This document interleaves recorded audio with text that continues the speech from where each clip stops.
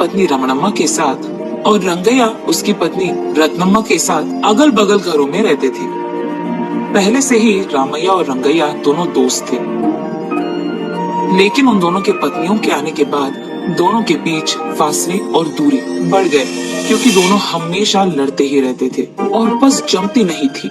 इसलिए हर बार कोई न कोई बात पे दोनों लड़ते ही रहते थे। इस कारण रामैया और रंगैया के बीच की दूरी और भी बढ़ गई। दूसरी तरफ रामैया और रंगैया दोनों को रोज की कूली का काम ना मिलने के कारण अब ऐसी स्थिति आ गई है कि दोनों को खाने के लिए भी पैसे नहीं थे। इसलिए रामैया उस गांव के जमींदार के घर जाकर, साहब नमस्ते साहब।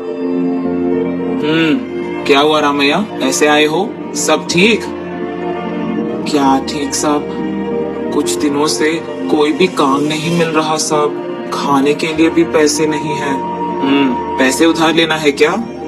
पैसे नहीं साहब, वो अगर आप आधा एकड़ जमीन हमको खेती करने के लिए दे सकते हो तो। समय पे पैसे दे दोगे ना? जी साहब, बिल्कुल समय पे दे दूंगा पैसे।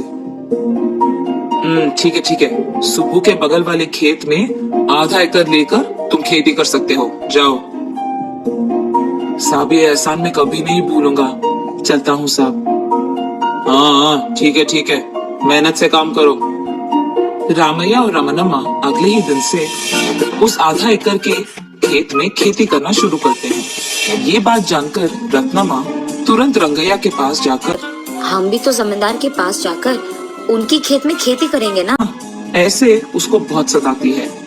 रंगैया अच्छा ठीक है बाबा, जमींदार से मैं पूछ लूंगा, ये कहकर जाता है। वहाँ जाने पर जमींदार रामैया को दिए हुए खेत में बाकी आधा एकड़ रंगैया को खेती करने के लिए देता है। तब से दोनों आपस में एक दूसरे का सामना करने जैसे खेती का काम करने लगते हैं। ऐसे ही एक दिन जब रामैया और रमणम्मा फसल बो रहे थे, उनके हल को कुछ लगता है और वो आगे नहीं बढ़ता है।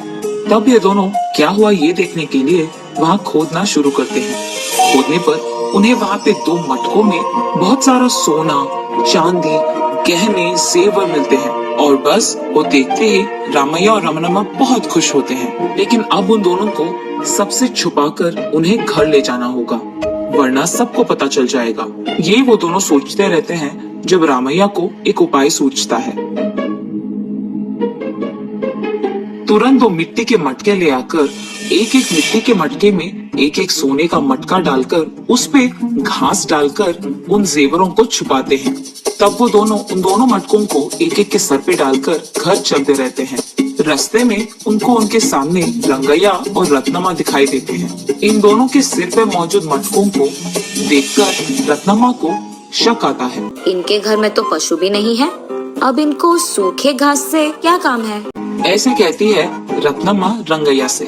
उन लोगों से हमारा क्या लेना देना है, चलो हम अपना काम करते हैं। तब वो दोनों चुपचाप उनके खेत चले जाते हैं। घर पहुंचने के बाद रामैया और रंगम्मा उनके मटकों में से सोने के मटके निकालकर उनमें मौजूद सारे जेवर उनके ही घर में सुरक्षित रखते हैं। देखो रमणम्मा, इन सोने के मटकों के बारे में या खजाना के बारे में किसी से बताना नहीं है, ठीक है? क्योंकि अगर जमींदार को इस बारे में पता चला तो वो हम दोनों का जान लेकर इस खजाने को ले जाएंगे। हमें फिलहाल इस खजाने को कुछ दिन यहीं पे छुपा कर रखना होगा। अगर हम इनको एक ही बार में तुरंत बेच देंगे या अचानक हमें पैसे मिल गए तो लोगों को हम पे शक आएगा और हम पकड़े जाएंगे, ऐसे कहता है। ठीक है जी, जो आप कहे। ये कहकर उस रात वो दोनों बहुत चैन से सोते हैं। अगले दिन रामैया और रंगैया के खेत जाने के बाद रत्नम्मा उसके घर में कचरा पूरा लेकर रमणम्मा के घर के सामने फेंक देती है। ये देख रमणम्मा, तुमने तुम्हारे घर का कचरा मेरे घर के सामने क्यों डाला है? अपने ही घर के सामने डाल सकती थी ना। हाँ, तुम्हारे घर के सामने मैंने कहाँ डाला? तुम्हारा घर तो कहीं और है। ये सब तुम्हारे बाप का दिया हुआ है क्या? या फिर ये सोच रही थी कि ये सारा गांव तुम्हारा है? हैं?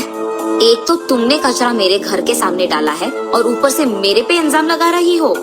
कितनी घमंडी हो तुम। हाँ, वैसे भी तुम्हारी छाया भी हम पर ना पड़े, इसीलिए मैं अपने घर के चारों ओर बाड़ लगा दूंगी। अच्छा, खाने के लिए तो पैसे है नहीं, लेकिन बाड़ लगाएगी बाड़।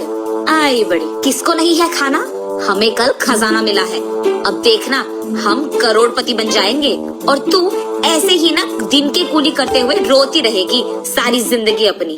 ये कहकर रमनमा गुस्से में अपने घर के अंदर चली जाती है। अच्छा तो ये बात है, उस दिन जब ये दोनों सूखी घास के साथ घर जा रहे थे तब भी मुझे शक आया था।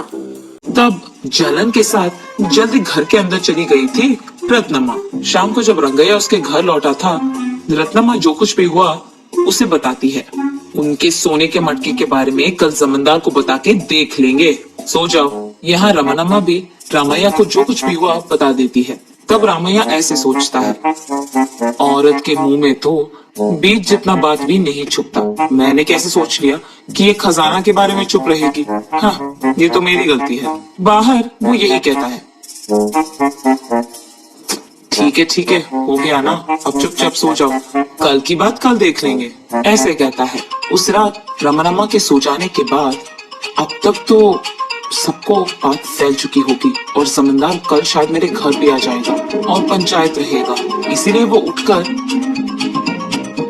उन दोनों सोने के मटके को एक बैग में डालकर उसको रंगैया के घर के पीछे मौजूद एक पेड़ की छाल में छिपाता है। और उस दिन जो सूखी घास लाए थे वो उसके घर के ऊपर इधर उधर डाल देता है और उसके बाद हमेशा की तरह जाकर सो जाता है।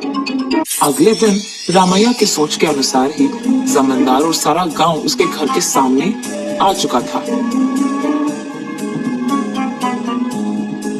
क्या रामैया, खेत में तुझे खजाना मिला और मेरे पास नहीं आए तुम? उनको तुम कैसे ले सकते हो? वो तो मेरा है, उन पे तुम्हारा क्या हक है? अरे रे, ऐसा कुछ नहीं है साहब, अगर मुझे खजाना मिला तो मैं आप ही के पास सीधा आता। ये तो रंगैया और रत्नमा की चाल है, बस गलतफहमियां फैला रहे हैं। अगर तुम दोनों को कोई खजाना नहीं मिला तो उस दिन तुम दोनों मटके में सूखी घास क्यों ले जा रहे थे? उसी मटके में तुम दोनों खजाना घर लाए थे, मुझे पता था। अच्छा, मुझे गुस्से में ऐसा बोलना ही नहीं था। अब ये सारा खजाना इनका हो जाएगा और हम क्या करेंगे? ऐसे मन में सोचते हुए वो बहुत दुख होती है। साहब, वो घास तो मैं बारिश के मौसम में छत से पानी ना निकले इसीलिए लाया था। ये लीजिए, देखिए आप। ये सब नहीं, तुम्हारा घर अगर पूरा ढूंढ लेंगे, रंगैया, रत्नमा, तुम दोनों जाकर इसका घर पूरा ढूंढ के आओ। जमींदार का आदेश सुन दोनों तुरंत घर के अंदर जाकर पूरा घर छान मारते हैं। और यहाँ दूसरी तरफ रमनमा को चिंता होती है कि उसका सारा खजाना अब हाथ से निकल जाएगा। रंगैया और रत्नमा चुपचाप बाहर आते हैं। घर में तो कुछ नहीं मिला साहब, ऐसे कहते हैं। पूरा गांव ढूंढेंगे लेकिन उनके खुद का घर नहीं। यही योजना बनाकर रामैया ने खजाने को उनके घर के बरामदे में छुपाया था। वो खुश था कि उसका उपाय काम कर गया। ठीक है, जो हो गया सो हो गया। आगे से ऐसा कुछ मिला तो सबसे पहले मेरे पास आओ, समझे?